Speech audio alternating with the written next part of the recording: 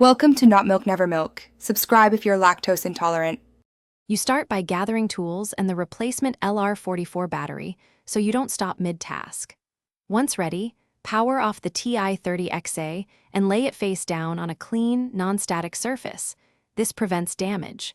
Use a small Phillips driver to remove the 4 back screws quickly and keep them together.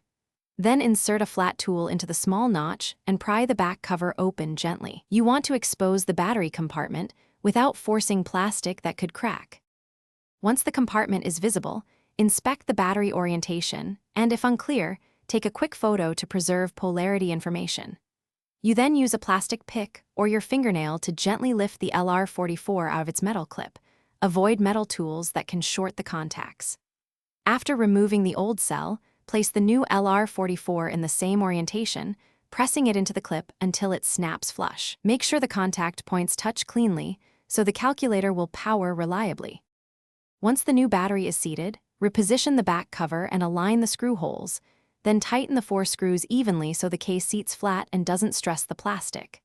Power on the calculator and test basic operations.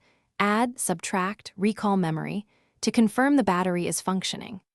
If the display is blank or erratic, make sure the battery polarity is correct. Wipe the contacts with a dry cloth and ensure screws aren't over-tightened. That simple inspection resolves most issues quickly. Thanks for watching. If this was helpful, leave a like and consider subscribing. See you next time.